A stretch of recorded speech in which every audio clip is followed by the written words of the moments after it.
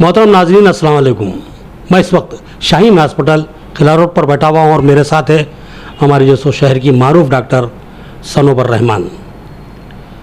मोहतरम नाज़रीन, एक सवाल उठता है कि तौलीदी जो मामला होता है, यानी कि जो बच्चे की पैदाइश का जो मामला होता है वो फितरी है।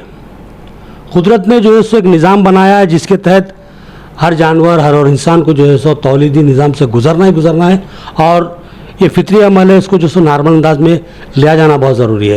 लेकिन दौरे हाजिर में हम देखते हैं कि बेतहाशा ऑपरेशनों की बहुतात है। जहाँ जाते हैं जो सो डिलीवरी को जो सो इंतहाई मुश्किल तरीन बताते हुए ऑपरेशन कर दिया जाता है। क्या ये ऑपरेशन इतना ज़रूरी है कि जिसके लिए जो सो एक खातून को अपने तजुर्बात का शिकार बनाया जाए या माली मुनाफत के लिए उसको नुकसान पहुंचाया जाए? ये अमल जो सो बहुत ही तशवीशनाक है, इस पर गौर करने की ज़रूरत है। अब मैं यहाँ पर आगे बैठा हुआ हूँ डॉक्टर सनोबर रहमान के पास, तो इसकी वजह सिर्फ और सिर्फ ये है कि इनका एक छोटा सा ट्रैक रिकॉर्ड है जिसको हम काबिल सताइश और काबिल जो सो तकलीद मानेंगे दूसरे डॉक्टर्स के लिए। उन्होंने डिलीवरियाँ जो की है उसमें 90% तक जो सो उन्होंने नॉर्मल डिलीवरियाँ की है इस दौर में, जबकि डिलीवरी को एक मुश्किल तरीन मसला बताया जा रहा है, एक मुश्किल तरीन मरहला बताया जा रहा है, उसमें नॉर्मल डिलीवरी करने का एक जो सो अपना रिकॉर्ड बनाया है। तो ये कैसा हुआ? तो इस ताल्लुक़ से गौर भी करना है, इस ताल्लुक़ से मशवरा भी देना है उन ख़वातीन को जो इस मरहले से गुजरने वाली है कि नॉर्मल डिलीवरी किस तरह की जा सकती है, नॉर्मल डिलीवरी किस तरह होती है, नॉर्मल डिलीवरी के लिए जो ख़वातीन को क्या जो सो अमल इख्तियार करना है। इस ताल्लुक़ से हम तफसीली गुफ्तगू करेंगे डॉक्टर सनोबर रहमान से। मोहतरम, हम आपका आवाम टीवी की जानिब से खैर मकदम करते हैं और ये पूछते हैं कि जैसा कि आपने गुज़िश्ता चंद सालों में शहर के एक हॉस्पिटल में खिदमत अंजाम देते हुए नॉर्मल डिलीवरियों का रिकॉर्ड कायम किया है और नॉर्मल डिलीवरी का आप दावा भी करती हैं, तो ये किस तरह मुमकिन है कि नॉर्मल डिलीवरी हो और जो सो ये जहन में आपके क्यों आया कि नॉर्मल डिलीवरी की जानी चाहिए और नॉर्मल डिलीवरी दौर हाजिर की जो है सो एक अहम ज़रूरत है? क्योंकि जो सो मैं समझता हूँ ऑपरेशन औरत को खोखला कर देता है। मैं जहाँ मानता हूँ कि जिस औरत एक 2-4 ऑपरेशन के बाद खोखली आती है, जबकि नॉर्मल डिलीवरी होने के बाद जो सो और वो जो सो सेहतमंद रहती है। तो जब आप ये नॉर्मल डिलीवरी का जहन बनाकर निज़ामाबाद की मैदान में उतरी थी, तो आपने जो है सो किस तरह मुमकिन बनाया कि नॉर्मल डिलीवरी हो? अस्सलाम वालेकुम। मैं कंसल्टेंट ऑब्स्टेट्रिशियन और गायनेकोलॉजिस्ट 24/7 शाहीन हॉस्पिटल में अपनी खिदमत दे रही हूँ। और जहाँ तक आपका सवाल नॉर्मल डिलीवरी से रिलेटेड है, आप ऑलरेडी बोल चुके हो कि वो एक नेचुरली होने वाला चीज़ है, तो उसे सिर्फ हम और प्रमोट करते हैं, ऑगमेंट करते हैं। और अगर जहाँ तक फीमेल्स आजकल की सक्सेस रेट कम होता है बहुत सारी जगह पे, क्योंकि आजकल यंग लड़कियां हैं और जो बहुत जल्दी प्रेगनेंसीज़ हो जाती है, बच्चों का थोड़ा सहन करने की शक्ति कम होती है, तो मेरा उसे प्रैक्टिस करने का तरीका यह है कि मैं बहुत अच्छा मोटिवेशन देती हूँ बच्चों को कि आप कर पाओगे, आप कर सकते हो। और इस तरीके से पेशेंट से बात करके, मोटिवेट करके उन्हें आगे लेके जाती हूँ। और अगर दर्द कम है तो दर्द बढ़ाने के मेडिसिन्स देना, या दर्द नहीं भी आए हैं तो दर्द स्टार्ट होने के मेडिसिन्स देना। और जितना भी हो सके ज़्यादा से ज़्यादा कोशिश करना, एक 24 आवर्स तक के लिए कोशिश करना जहाँ तक मदर और बेबी सेफ़ है।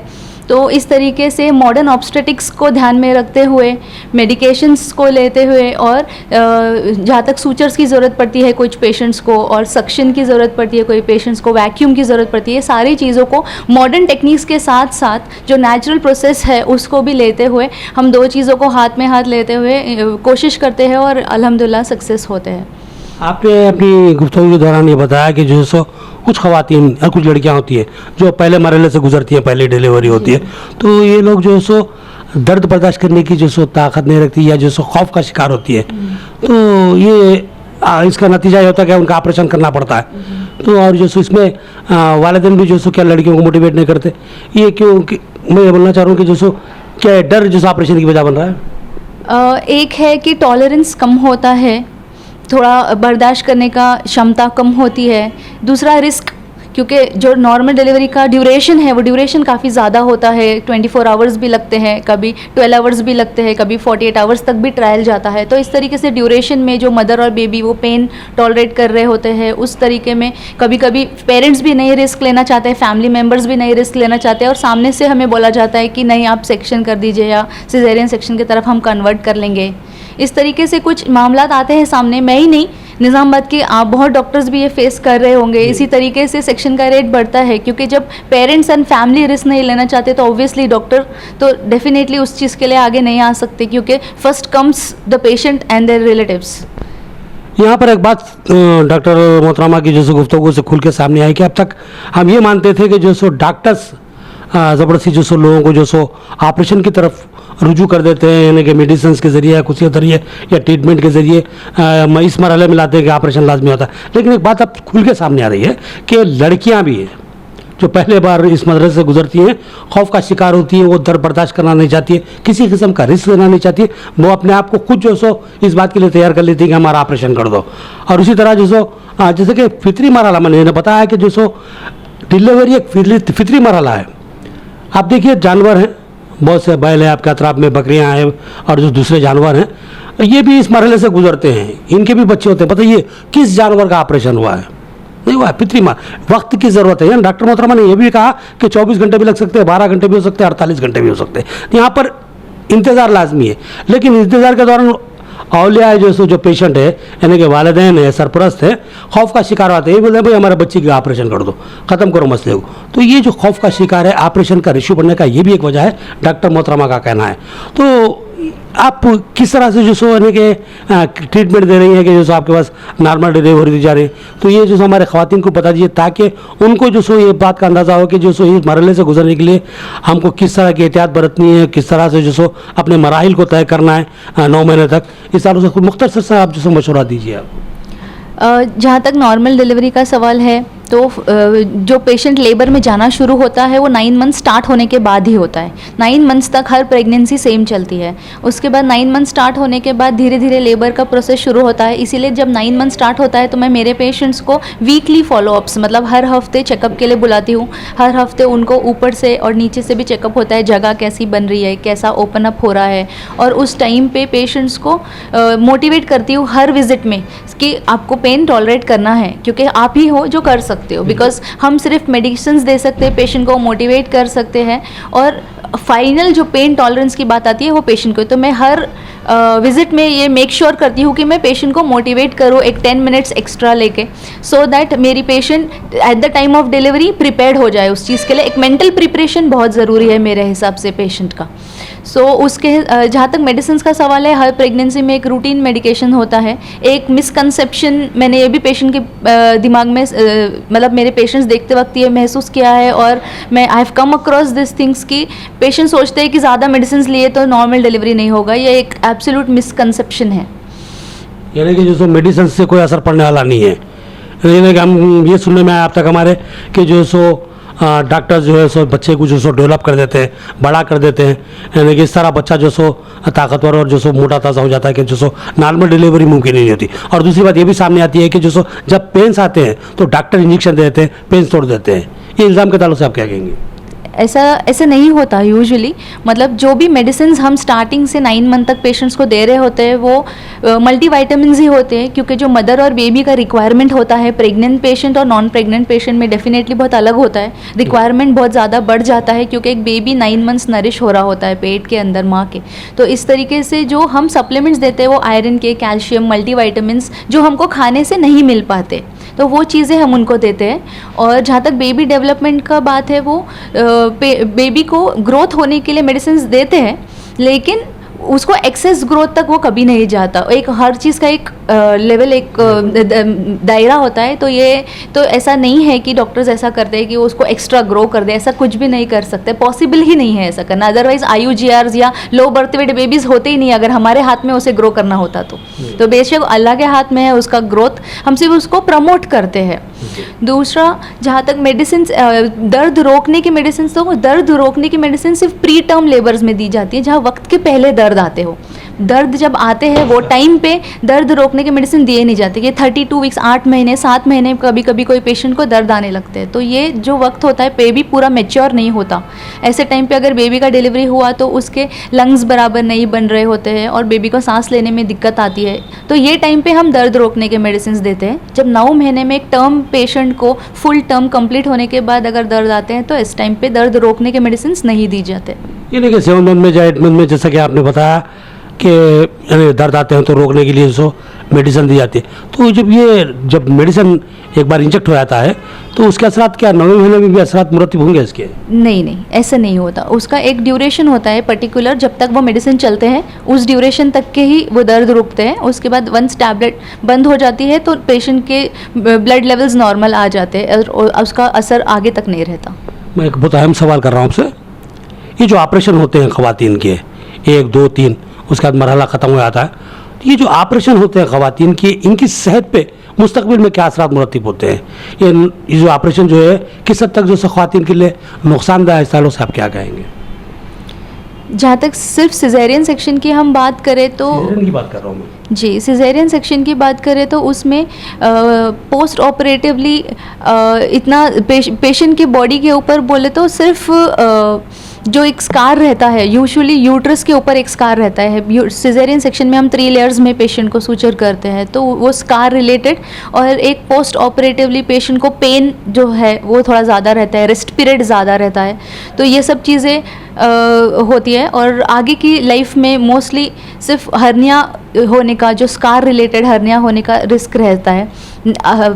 हर ऑपरेशन के साथ बॉडी के अंदर कुछ अडेजन्स बनने का, आजू बाजू के जो यूट्रस को लेके आजू बाजू के जो हमारे ऑर्गन्स रहते हैं उनको स्टिक होने का या उनको एक दूसरे को चिपकने का, हर हैंडलिंग के साथ थोड़ा रिस्क बढ़ता है। बस इतना ही होता है जो ऑपरेटिव रिलेटेड है। बाकी अगर पेशेंट उसमें भी अपना केयर अच्छा ले, रेस्ट पीरियड पूरा करे, तो इंशाल्लाह वो प्रॉब्लम से भी हम बाहर आ सकते हैं। अब यहाँ 2 सवाल उठ रहे हैं, 2 सवाल मेरे जहन में है और दोनों सवाल मैं एक साथ करूँगा आपसे। एक कि जो ऑपरेशन होता है इसका बच्चेदानी पे क्या असर पड़ता है, और दूसरा सवाल ये है कि बच्चेदानी का जो मामला पैदा होता है, ख़वातीन में ख़राब हो जाती है, कुछ भी होता है या जो सो थोड़ी बहुत ख़राबी आती है और डॉक्टर ये मशवरा देते हैं निकाल के फेंक दो, ये निकालने से ख़वातीन पे क्या असर पड़ता है, क्या इसको निकालना ज़रूरी है? जहाँ तक हम बच्चेदानी की बात करें तो बच्चेदानी में अलग अलग तरह के बहुत सारे डिजीज़ेज़ होते हैं, जैसे कि बच्चेदानी में गांठ आ जाना, बच्चेदानी का बड़ा हो जाना साइज़ में, और माहवारी की जो प्रॉब्लम्स होती है कि बहुत ज़्यादा आना, कम आना, बच्चेदानी के अलग अलग जगहों पे गांठ आना। तो इस तरीके से जो कोई भी हमारा ट्रीटमेंट जो रहता है औरत के एज के हिसाब से डिटरमाइन होता है। तो अगर अनमैरिड यंग लड़कियां हैं या मैरिड जो रिप्रोडक्टिव लाइफ में है, जो प्रेगनेंसीज करना चाहती है, या जो पोस्ट रिप्रोडक्टिव फैमिली कंप्लीटेड जो हमारे पेशेंट्स है, इस तरीके से 3 ग्रुप्स में डिवाइड होता है और उस हिसाब से ट्रीटमेंट होता है। जहाँ तक ऑपरेशन की बात करें कि बच्चेदानी निकालने की, तो ये हमारा लास्ट रिसोर्ट होता है, लास्ट स्टेज में जब कोई दवाइयाँ काम नहीं कर रही है या हर तरह का हम इलाज करके देख चुके हैं लेकिन पेशेंट को रिलीफ नहीं हो रहा, तो ये टाइम पे उसे किया जाता है। और ये भी उन लोगों के लिए जिनका अपना फैमिली कंप्लीटेड है, एक 40 ईयर्स ऑफ एज वाले फीमेल्स के लिए। नहीं, देखने में ये आ रहा है कि जो सो भाई थोड़ा सा प्रॉब्लम आगा, कहीं को रख लेते, कीड़ क्यों पाल रहे, निकाल के, ऐसे बहुत सी बातें मार्केट में चल रही हैं। डॉक्टर्स की तरफ से मशवरा आते हुए निकाल दो, तो निकालने से ख़वातीन पे जो सो सेहत पे अच्छा खासा असर पड़ रहा है और इससे जो सो बहुत से सामने आ रहे हैं। तो क्या एकदम फिलफोर निकाल देना ज़रूरी है? इसका ट्रीटमेंट हो सकता? जैसे कि मैंने आपको बताया कि मेडिकल मैनेजमेंट हर चीज़ के लिए होता है, एक ड्यूरेशन के लिए हम मेडिकल मैनेजमेंट ज़रूर ट्राई करना चाहिए। और जब मेडिकल मैनेजमेंट में पेशेंट को रिलीफ नहीं ही है तो लास्ट रिसोर्स, एकदम लास्ट स्टेज है कि जब हमें बच्चेदानी का ऑपरेशन करना चाहिए। और जहाँ तक निकालने के बाद जो है डेफिनेटली फीमेल के बॉडी पे चेंजेस आते हैं, बहुत सारे हार्मोनल चेंजेस आते हैं, पेशेंट वीक हो जाती है, बोन्स वीक हो जाते हैं और इमोशनली डिस्टर्बेंसेस आते हैं। ये सारे emotional, mental as well as health issues आते हैं, जिसके लिए हार्मोन रिप्लेसमेंट थेरेपी बोल के एक थेरेपी होती है जो हमको after hysterectomy, post hysterectomy patients को देना चाहिए, जो बहुत सारी जगहों पे नहीं किया जाता। आपकी बात तो समझ में आ गई है। अभी आपकी बातचीत से और बखूबी अंदाज़ा हो रहा है कि आपको इस सब्जेक्ट में बहुत ज़्यादा नॉलेज हो चुका है, अच्छा खासा तजुर्बा हो चुका है और इसका आपने अमली मुजाहरा भी किया। आपने अब तक जो सो निज़ामाबाद में जो डिलीवरीज़ का रेशियो दिया उसमें 90% नॉर्मल डिलीवरी आपने दिए। तो मैं पूछता हूँ कि जो आपका जो एक्सपीरियंस पीरियड है कितना, क्योंकि आपकी उम्र के को देखते हुए मैं सवाल करूँ अब, आपका एजुकेशन कब हुआ था और उसके बाद आपने कहाँ खिदमत अंजाम दी थी, और जो सो आपको ये जहन में कैसा है कि नॉर्मल डिलीवरी की जानी चाहिए? मेरा पोस्ट ग्रेजुएशन में अकोला JMC महाराष्ट्र से कंप्लीट किया ईयर 2020 में। उसके बाद में 1 साल अपना मेडिकल ऑफिसरशिप किया है एक गवर्नमेंट हॉस्पिटल में, रूरल हॉस्पिटल में। साथ में उसके बाद मैंने कुछ महीने नांदेड़ जीएमसी में एसोसिएट प्रोफेसर की पोस्ट पे काम किया है। 1 साल मैंने एक प्राइवेट हॉस्पिटल में निज़ामाबाद में अपनी खिदमत अंजाम दी है और अब मैं शाहीन हॉस्पिटल में ज्वाइन करके यहाँ पर अपना खिदमत अंजाम दे रही हूँ। यहाँ पर कितने डिलीवरी हुए आपके हाथ पे? यहाँ पे नॉर्मल डिलीवरी, सिजेरियन सेक्शन सारे ही हुए। तो अब तक हॉस्पिटल स्टार्ट होके मुख्तसर सा वक्फा हुआ है जिसमें हम काफ़ी सारे डिलीवरीज कर पाए अल्हम्दुलिल्लाह। नहीं, अभी मेरे को इतला मिली कि कल भी जो सो आपके हाथ पे जी एक नॉर्मल डिलीवरी हुई थी। बराबर मैं सवाल ये कर रहा था कि ये नॉर्मल डिलीवरी की जानी चाहिए, ये कॉन्सेप्ट आपके दिमाग में क्यों आया? क्योंकि मैं पूछना चाह रहा हूँ कि कमर्शियल दौर है, आप लाजमी बात है कि ऑपरेशन करते हैं तो आपको जो सो ज़्यादा पैसे मिलेंगे, नॉर्मल डिलीवरी करें तो कुछ पैसे कमाएंगे। तो आपके जहन में ये बात क्यों है कि नॉर्मल डिलीवरी की जानी चाहिए, ख़वातीन का तहफ़्फ़ुज़ क्या जाना चाहिए? जी देखिए, बेसिकली मैं जब डॉक्टर बनने का इरादा करी अपने लाइफ में, MBBS में एंटर होने के पहले भी मेरा जो मोटिव था वो खिदमत खल्क था। तो मैं अपना सर्विस प्रोवाइड करना चाहती थी, तो इसीलिए मैं जब भी प्रैक्टिस करी, गवर्नमेंट में रहे या प्राइवेट में रहे, मेरा मोटिव सर्विस देना रहा। इट्स ऑलवेज सेड कि when ever you follow genuine practice money will always follow, मतलब इट्स ऑलवेज लाइक दैट कि मेरा फर्स्ट मोटिव हमेशा से सर्विस रहा, खिदमत रहा, सर्विस करना रहा और अपनी कौम को भी साथ में आगे बढ़ने के लिए मैंने ये चीज़ करी। और नॉर्मल डिलीवरी जैसे कि एक नेचुरल चीज़ है, मैं कुछ अलग नहीं हट के चीज़ें कर रही हूँ, तो वो नेचुरली होने वाली चीज़ है, सिर्फ मैं उसको प्रमोट करती हूँ सो दैट मैं जहाँ तक नॉर्मल डिलीवरीज़ का सवाल है वो एक नेचुरल प्रोसेस है और मैं हमारे फीमेल्स के हेल्थ को ध्यान में रखते हुए उनको मोटिवेट करते हुए, प्रमोट करते हुए, पूरा 100% ट्रायल देते हुए उसे सक्सेस रेट उसका इंक्रीज़ करने का कोशिश करती हूँ। और मैं जेन्युइन प्रैक्टिस करना चाहती हूँ, सर्विस देना चाहती हूँ। और ये जैसे कि हम मोमिन हैं और हर हमको जवाब देना होता है अल्लाह के पास, तो हम कुछ भी गलत करेंगे तो definitely that is not a good thing. तो इसीलिए मैं यही चाहती हूँ कि मैं अपना बेस्ट दूँ और जेन्युइन दूँ। बहुत ही प्यारी बात की डॉक्टर मोहतरमा ने कि खिदमत का जो मामला है इसका भी जवाब देना है, और जिसको जवाबदेही का खौफ होता है तो अमली तौर पर इस बात की कोशिश करता है कि उसका कोई अमल उसके लिए आखिरत में नुकसान देना हो। ये मामला जो सो खुदा की खुशनुदी के लिए इंसानों की खिदमत, कहते हैं कि खिदमत खल्क सबसे बड़ी इबादत है और बेहतरीन इबादत है। और यहाँ पर यह भी कहा जाता है, अल्लाह ताला ने जो सो फरमाया कि हुकूक अल्लाह जो है, हुकूक अल्लाह जो होते हैं हम माफ़ कर देते हैं, लेकिन हुकूक इबाद का सवाल बराबर किया जाएगा।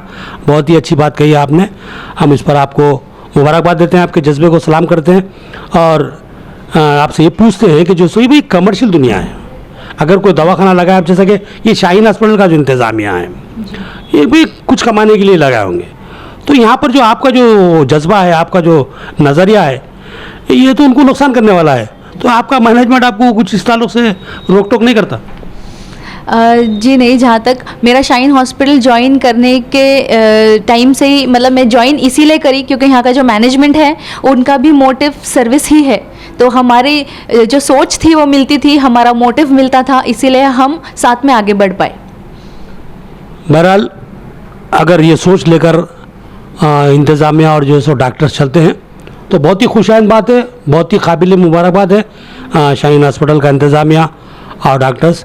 अभी मैंने इंतज़ामिया के लोगों से मुलाकात की जिसमें हमारे जो सो जनाब समीर साहब हैं और जनाब मोहसिन साहब हैं और दीगर भी हैं, तो उनकी खिदमत को भी जो सो हम एहतराम की नज़र से देखते हैं, उनके जज्बे को सलाम करते हैं और हम चाहते हैं कि हमारी जो नौकियाज़ बच्चियाँ हैं जो डिलीवरी के पहले मरहले से गुजर रही हैं वो नॉर्मल डिलीवरी का सामना करें, क्योंकि ये जो हमल का जो मामला होता है फितरी है, उसी तरह डिलीवरी का मामला भी फितरी है जिसको मुश्किल बनाया जा रहा है और वालिदैन की तरफ से भी और कुछ डॉक्टर्स की तरफ से भी। तो इस दौर में जहाँ सिर्फ मुनाफे को देखा जा रहा है, जहाँ सिर्फ जो सो फ़ायदे को देखा जा रहा है, उस दौर में इस तरह के जज्बे को लेकर चलना बहुत ही अहम बात है, बहुत ही अच्छी बात है। और जो सो इस ताल्लुक़ से हम जब डॉक्टर सनोबर रहमान के ट्रैक रिकॉर्ड पर नज़र डालते हैं तो खुशी महसूस होती है कि इतनी कम उम्र में खिदमत का जज्बा और जो सो एक नॉर्मल डिलीवरी का रिकॉर्ड बहुत बड़ी बात है, काबिल सताइश है।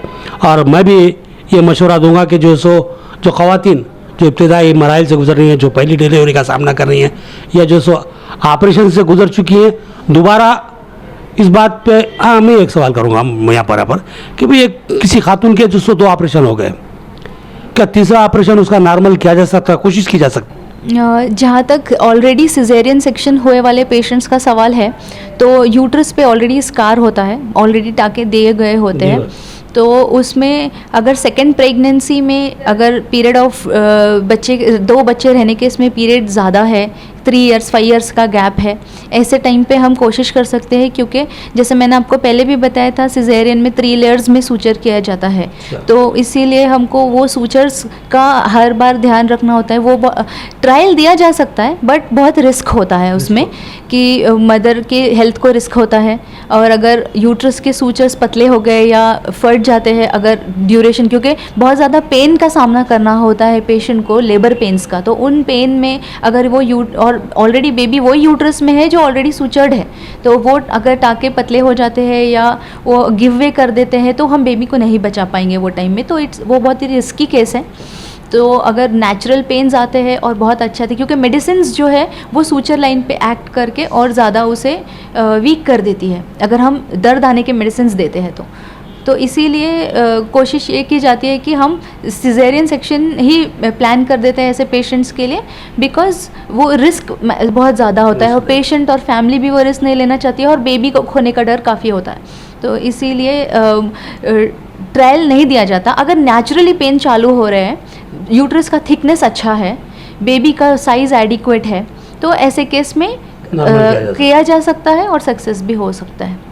मोहतरम नाज़रीन, आप सोच रहे होंगे मैंने ये सवाल क्यों किया, बहुत ही अहम सवाल है और डॉक्टर मोहतरमा में इसकी गहराई तक पहुंच नहीं सकी, लेकिन इसकी वजाहत कर दूंगा मैं आपको। पहला ऑपरेशन जब हो जाता है तो दूसरा ऑपरेशन करना लाजमी होता है। नॉर्मल डिलीवरी के इम्कानात, जैसा कि डॉक्टर मोहतरमा ने बताया, कि बहुत कम हो जाते हैं। तो मैं उन ख़वातीन से, उन लड़कियों से ये कहना चाहता हूँ, मशवरा देना चाहता हूँ कि जो सो आप खौफ का शिकार ना हो, खदशात का शिकार ना हो। डिलीवरी एक फितरी अमल है, कुदरत का जो सो एक बहुत बड़ा जो सो हसीन जो सो तोहफा है जो औलाद की शक्ल में दिया जा रहा है, और अल्लाह ताला ने इसको बहुत आसान रखा है। मैं ये नहीं कहता हूँ कि औरत को दर्द का सामना नहीं करना पड़ता। औरत का दर्जा अल्लाह ताला ने बढ़ाया तो सिर्फ इसी वजह से कि जब माँ बनने के मराइल को तकमील करती है तो बहुत दर्द झेलती है, इसीलिए तो अल्लाह ताला ने जन्नत को लाकर औरत के नीचे रख दिया, कदमों के नीचे। तो दर्जा बहुत बड़ा है। तो यहाँ पर कोशिश इस बात की कीजिए कि ये पहले मरहले के जिस दर्द को झेल लीजिए, नॉर्मल डिलीवरी को यकीन बनाइए। अगर एक बार आप ऑपरेशन का सामना करती है, फिर दूसरा ऑपरेशन, तीसरा ऑपरेशन, बाज़ वक्त चौथा होता है, तो चौथा मुमकिन नहीं है। तो उसके बाद फिर मुसलसिल जो सो सेहत के मुख्तलिफ मामला से आपको जो सो गुजरना पड़ता है, जैसा कि आपने बताया कि हर्निया है और दीगर इमराज है जिसमें बच्चेदानी की खराबी का मामला है, ऐसे बहुत से मामला का सामना करना पड़ता है। तो लिहाजा कोशिश इस बात की कीजिए कि आप नॉर्मल डिलीवरी यकीनी हो, और इसके लिए आपको जो सो ऐसे डॉक्टर पे जो सो भरोसा करना चाहिए जो नॉर्मल डिलीवरी का ट्रैक रिकॉर्ड रखता हो। तो मैं तो आपको मशवरा दूंगा कि डॉक्टर सनोबर रहमान यहाँ के हमारे पास जो सो बेस्ट चॉइस है आपके सामने। अगर नहीं तो आपको दूसरे दवाखाने में, मगर कोशिश ये कीजिए कि जो नॉर्मल डिलीवरियाँ करते हैं उनसे रुजू होइए, ऑपरेशन से बचने की कोशिश कीजिए। ये मेरा अपना मशवरा था जो आपके लिए था, आपके मुस्तकबिल के लिए था, आपकी सेहत के लिए था। और डॉक्टर मोहतरमा, मैं आखिर में आपसे पूछना चाहता हूँ, आप कोई मशवरा देना चाहेंगे हमारे ख़वातीन के लिए, हमारी बच्चियों के लिए, कि जो सो आप किस तरह उनको सेहत को मेंटेन करना है, किस तरह के मराइल से गुजरना है। जैसा कि मैं आपको कुछ बातें खुल के मैं नहीं पूछ सकता हूँ, जैसे ख़वातीन के मुख्तलिफ मामलात रहते हैं, मुख्तलिफ मराइल रहते हैं, मुख्तलिफ जैसे इशूज़ रहते हैं उनके, वो उस ताल्लुक़ से आप क्या मशवरा देंगे उनको? यंग लड़कियों में पीरियड्स की प्रॉब्लम्स होना, वाइट डिस्चार्ज का प्रॉब्लम होना, माहवारी कम या ज़्यादा आना, और हमारे एज वाले लेडीज़ या मिडिल एजेड लेडीज़ में भी ऐसी कुछ चीज़ें होती है। एंड जस्ट बिकॉज़ वो थोड़ा शर्माते हैं या खुल के ये चीज़ों को वाज़ेह नहीं कर पाते, ना ही फैमिली मेम्बर्स से और ना ही डॉक्टर्स से, तो मैं उनको ये एडवाइस देना चाहूँगी कि आप ऐसा कोई भी अगर आपको है तो उसे कम लेवल पे ही हम उसे अच्छी तरह से ट्रीट कर सकते हैं। हर चीज़ का इलाज मौजूद है और उसमें आपको क्योंकि छोटी छोटी प्रॉब्लम्स कल जाके बड़ी बन सकती है, तो आप छोटे मोटे इन्फेक्शंस को अवॉइड करके, टॉलरेट करते हुए, उसे बड़ा नहीं बनाते हुए अगर मेडिकल केयर अगर लेते हैं तो आपके छोटे प्रॉब्लम्स छोटे लेवल पे सॉल्व हो जाते हैं और वो ज़्यादा बड़े नहीं बनते हैं। तो इसमें शर्म की, झिझक की कोई बात नहीं है। आपके लिए फ़ीमेल डॉक्टर्स अवेलेबल है और आपके लिए आपके पर्दे का ध्यान रखते हुए फीमेल अटेंडेंट के साथ आपको अटेंड किया जाएगा। साथ में जो भी हम आपसे डिस्कस करेंगे, आपकी प्रॉब्लम सुनेंगे, बात करेंगे, आपका सीक्रेसी मेंटेन किया जाएगा। इस तरीके से हर चीज़ आपके हिसाब से होगी और जिसमें भी आपका कुछ भी आउटसोर्स नहीं होता। तो इस तरीके से आप छोटी प्रॉब्लम्स को इग्नोर नहीं करिए, कुछ आपको ये करने का ज़रूरत नहीं है। आप बिल्कुल आ सकते हैं, मेडिकल हेल्थ सीख कर सकते हैं। और जहाँ तक हमारे शाइन हॉस्पिटल में अभी हम और कुछ दूसरे ऑफ़र्स एंड कैंप्स भी ऑर्गेनाइज़ कर रहे हैं। मंथली ट्वाइस कैंप ऑर्गेनाइज करने का हमारा प्लान है। प्रेग्नेंट पेशेंट बेड्स में करेंगे आपके जी, मुख्तलिफ इलाकों में, निज़ामाबाद के अलग अलग एरियाज़ में हम मंथली ट्वाइस मतलब महीने में 2 बार कैंप्स ऑर्गेनाइज करने का हमारा प्लान है, खिदमत देने के लिए लोगों को। दूसरा, प्रेग्नेंट पेशेंट्स के लिए 50% डिस्काउंट में हम इन्वेस्टिगेशंस कर रहे हैं। हमारी OPD चार्जेस, पेशेंट डॉक्टर के पास आने के लिए सबसे पहले वो जो OPD चार्जेस उनको देना होता है, उसके वजह से ही पीछे हट जाते हैं। तो इसी तरीके से हमने उसमें भी 50% डिस्काउंट कर दिया है, सो दैट पेशेंट को वो झिझक मिट जाए कि हॉस्पिटल जाना है। आपकी कंसल्टेंसी फीस आप कितनी होगी? 50% कर दी हमने, पहले 300 थी तो अभी 150 कर दी है। तो इस तरीके से हम कुछ ऐसी सहूलतें हमारे पेशेंट्स को दे रहे हैं, गरीब या अमीर ना देखते हुए हर पेशेंट के लिए ये हम कर रहे हैं, सो दैट पेशेंट का एक तो अपना फाइनेंशियल स्टेटस भी देखते हुए वो आगे बढ़ सकते हैं और ट्रस्ट करके आ सकते हैं, सो दैट हम उनको अपना सर्विस भी प्रोवाइड करें। मैं आखिरी सवाल करूँगा आपसे, और ये सवाल बहुत अहम है, इसलिए कि जो सो ऑपरेशन थिएटर जो होती है और ख़वातीन को जो सो वहाँ पर एक ऐसे अमल से गुजरना पड़ता है जो उसके लिए हया के लिए जो बहुत बड़ी अहम चीज़ है। तो वहाँ पर अक्सर जो सो शिकायत ये सामने आ रही है कि बहुत से दवाखानों के ऑपरेशन थिएटर्स के अंदर जेंट्स का अमला भी होता है, तो ख़वातीन वहाँ पर जो सो शर्मिंदगी का शिकार रहती है और जाना नहीं चाहती। तो मैं शाहीन हॉस्पिटल के ताल्लुक से पूछना चाह रहा हूँ, क्या यहाँ पर जो सो आपके जो ऑपरेशन थिएटर में OT में बोल रहा हूँ, क्या जो सो जेंट्स का अमला है यानी लेडीज ही है आपके पूरे टेक्नीशियंस वगैरह? जहाँ तक OT असिस्टेंट का सवाल है, जो ऑपरेशन के दौरान प्रेजेंट होता है, एनेस्थेटिस्ट फीमेल एनेस्थेटिस्ट होती है, फीमेल OT असिस्टेंट होते हैं, डॉक्टर्स फीमेल होते हैं और सिस्टर्स फीमेल होते हैं। जहाँ तक पेशेंट के प्राइवेट पार्ट्स एक्सपोज होने वाला कोई भी ऑपरेशन हुआ, वहाँ पर फीमेल ही प्रेजेंट होता है। मैक्सिमम ग्राउंड फ्लोर से हमारे पास OT तक सारा स्टाफ मैक्सिमम फीमेल स्टाफ ही है, सो दैट पेशेंट के पर्दे का हम एहतमाम कर पाए। मोहतरम नाज़रीन, तो हमारी ये मुख्तसर सी गुफ्तगू थी डॉक्टर सनोबर रहमान से, जो कम उम्र मगर काफ़ी तजुर्बेकार है। आपने बातचीत से अंदाज़ा लगा लिया होगा। तो बहरहाल हम इस गुफ्तगू को यहीं पर समेट लेते हैं और आपसे इजाज़त चाहते हैं, और जो इस बात का मशवरा देते हैं कि अपनी बच्चियों का, अपनी ख़वातीन की सेहत का ख्याल रखिए और उनको गैर ज़रूरी मराइल से गुजारने की कोशिश मत कीजिए। उनके सेहत के लिए रिस्क मत लीजिए, किसी अच्छे डॉक्टर से रुजू होइए।